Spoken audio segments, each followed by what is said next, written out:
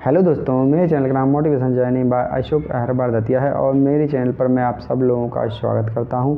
आज का विषय है कि भाग का खेल मतलब नसीब का खेल। नसीब किस वक्त पलटी मारे कुछ कहा नहीं जा सकता। तो आप मेरे वीडियो के अंत तक बने रहें। वीडियो को लाइक करें, चैनल को सब्सक्राइब करें और बेल आइकन दबाना बिल्कुल ना भूलें। भाग किस वक्त खेल खेले कुछ कहा नहीं जा सकता। भाग किस समय अपनी पलटी मारे कुछ कहा नहीं जा सकता। आज मैं ये सारी बातें आपको एक कहानी के माध्यम से बताऊंगा। एक देश में, जिस देश का नाम स्वर्ण देश था, वहाँ पर एक राजा बलदेव सिंह नाम का राजा राज किया करता था। उनका एक ही पुत्र था, उसका नाम था कुंवर चंद्रपाल सिंह। उसे एक दिन एक नाग ने डस लिया। उसका हाल ऐसा हो गया कि मानसिक रूप से वह विकलांग हो गया। महाराज जी ने बचा तो लिया, लेकिन वो मानसिक रूप से विकलांग हो गया। सोच समझने की कुछ क्षमता नहीं रही, कुछ काम करने को जज्बा नहीं रहा। उस कुंवर को महलों से भी घृणा होने लगी। एक पागल समान हो गया वो, घर वालों से भी घृणा करने लगा और वह महल छोड़कर बाज़ारों में घूमने लगा। लोग भी उसे पागल समझ के पत्थर मारने लगे। जबकि कौन था वो? राजा का कुंवर था। फिर उसने वह राज छोड़कर दूसरे राज में पहुंचा, जहां एक मंदिर था, शिव मंदिर। वहां पर भिक्षा मांगने लगा। वहां पर भिक्षा मांग कर ही अपना गुजारा करने लगा और पास में कोई जंगल था, वहां पर निवास करने लगा। जो दूसरा देश था जहाँ पर मंदिर था, शिव मंदिर, वहाँ के राजा का नाम था बलि। उनकी 2 कन्याएं थीं। एक कन्या का नाम था सुलेखा, एक का था चित्रलेखा। वो प्रतिदिन सूर्यदेव को जल दिया करती थीं। वो डेली ही सूर्यदेव को जल दिया करती थीं।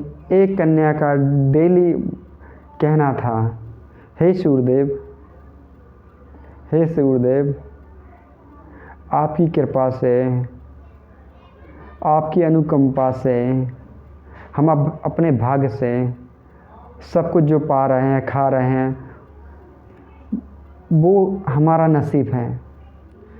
जो हम अपने नसीब से खा रहे हैं, जो हमें मिल रहा है।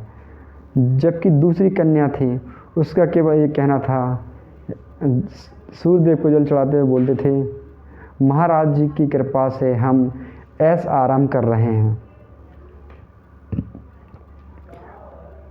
तो एक दिन की बात है, बलि महाराज महल के ऊपर ही थे।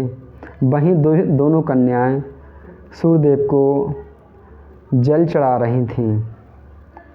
तो बड़ी कन्या बोलती है, हे सूर्यदेव, आप ही कृपा से हम अपने नसीब से खाते हैं और आराम से रहते हैं। जबकि दूसरी कन्या बोली, हे सूर्यदेव, आप ही कृपा से हमारा राज खानदान में जन्म हुआ और अपने माँ बाप की कृपा से हम ऐश आराम से रहते हैं। तो जो महाराज बलि थे, तो दोनों की बात बहुत चुपचाप सुन रहे थे। तो उन्हें लगा कि देखो, एक बच्ची बोलती है कि महाराज जी की कृपा से हम ऐश आराम कर रहे हैं, जबकि दूसरी बच्ची क्या कहती है, हम अपने नसीब से खा रहे हैं। क्या कर रहे हैं? हम अपने नसीब से खा रहे हैं।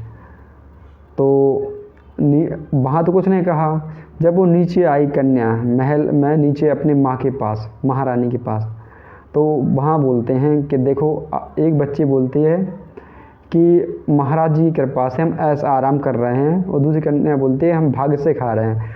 अब हम ये देखते हैं ये भाग्य से कैसे खाती हैं। तो वो अपने मंत्री को बुलाते हैं। मंत्री को वो बुलाते हैं और बोलते हैं, इस कन्या का, जिसका नाम सुलेखा है, इसके लिए कोई वर ढूंढ के लाओ, कोई गरीब भिखारी। तो वो चले जाते हैं मंदिर में, शिव मंदिर में। वो एक भिखारी को पकड़ लाते हैं और उसी से उस लड़की का विवाह संपन्न करवा देते हैं। विवाह संपन्न हो जाता है। जो लड़की बोलती थी कि हम अपने भाग्य से खाते हैं, विवाह संपन्न हो जाता है। वो उस भिखारी के साथ ही निवास करने लगती है। उस अपने पति को ही वो अपना भगवान मान लेती हैं और जंगल में रहने लगती है एक झोपड़ी डालकर। उस झोपड़ी को ही वो अपना महल समझने लगती है कि ये जो नसीब में है, तो पता नहीं कि आज ये झोपड़ी है, कल ये मेरा नसीब ऐसा खुले कि ये महल के रूप में तब्दील हो जाए। तो एक दिन क्या होता है, दोनों ही ऐसे भिक्षा मांग के गुजारा करते रहते हैं। ऐसे एक वर्ष गुजर जाता है। तो एक दिन की बात है, तब महारानी की लड़की जिसकी शादी एक भिखारी से हुई थी, तो वो लकड़ी काटने के लिए जंगल चली जाती है।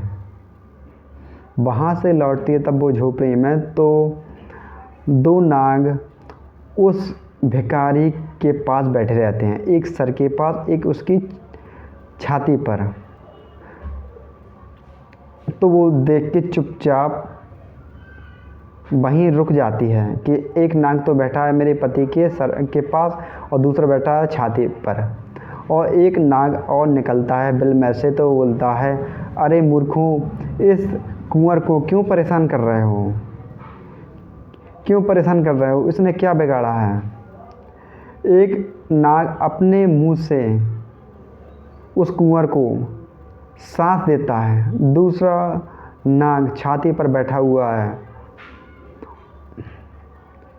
फिर दोनों नाग आपस में ही लड़ने लगते हैं और कहते हैं, मुझे पता नहीं है। एक नाग दूसरे नाग से कहता है, मुझे पता नहीं, अगर तेरे ऊपर गर्म पानी डाल दिया जाए तू मर जाएगा। लोग सभी जानते हैं कि अगर तेरे ऊपर गर्म पानी डाल दिया जाए तो तू मर जाएगा, तेरी मृत्यु हो जाएगी। और दूसरा नाग कहता है, क्या मुझे तेरे बारे में पता नहीं, अगर कांजी जड़ी तुझे सुंघा दी जाए, तुझे उसका धुआं दे दिया जाए तो तेरी मृत्यु हो जाएगी। तो वो जो उसकी पत्नी थी, वो सब दोनों बातें सुन रही थी। जबकि जो नाग तीसरा नाग था, जो बिल से निकला था, तो वो दोनों नाग बोलते हैं, और तू तो और हमसे ही बुरा है, तू तो सोने पर बैठा है लेकिन वहीं गंदगी फैलाता है। तो वो नाग कहता है, मैं गंदगी तो फैलाता हूँ लेकिन मैं किसी को कष्ट नहीं देता। तो तीनों नागों की वह राजकुमारी बातें सुन लेती है। तब वो बातें सुन लेती है तो एक नाग को तो गर्म पानी डाल देती है, तो वह नाग मर जाता है। दूसरे को वह कांजी सुगा देती है, तीसरे को डंडे से भगा देती हैं। जो तीसरा नाग था जो भाग गया था, वो दोबारा आता है। जब रानी कहीं बाहर चली जाती है तो वो कुंवर का जितना भी जहर था अंदर भरा हुआ था, वो जहर वो चूस लेता है, जिसके वजह से वो पागल सा था। क्या था? मानसिक रूप से पागल सा था। तो वह जहर चूस लेता है और वह नाग कहीं चला जाता है।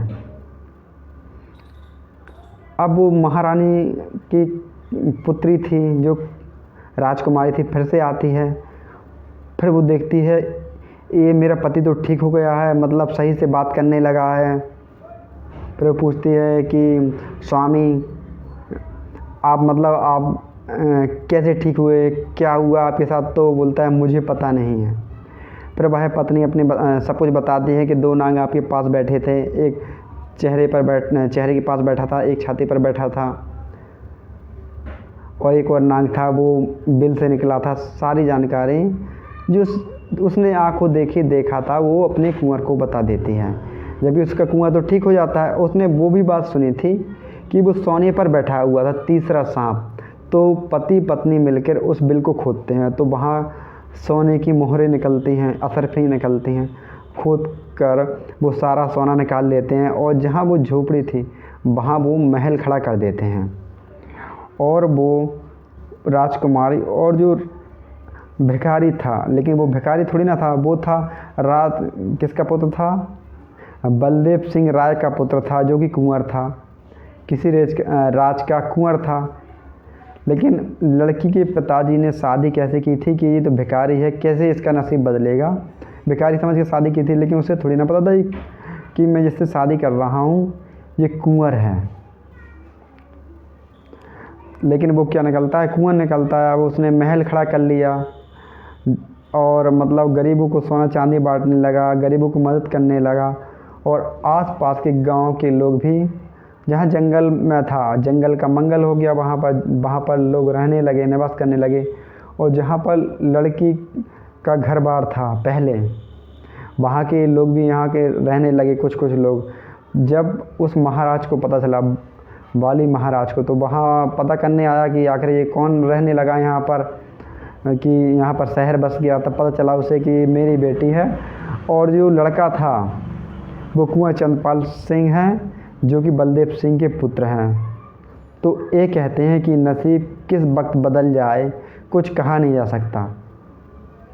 पहले वो क्या था, राजा था, फिर क्या बना, वो भिखारी बना, फिर भिखारी से तब उस लड़की की शादी हुई, फिर सैम के संग फिर से वो राजा बना। ये होता है नसीब। नसीब किस वक्त बदल जाए कुछ कहा नहीं जा सकता। बस मैं आपको इस कहानी के माध्यम से यही बताना चाहता था कि नसीब किस वक्त पलटी मारे कुछ कहा नहीं जा सकता। धन्यवाद।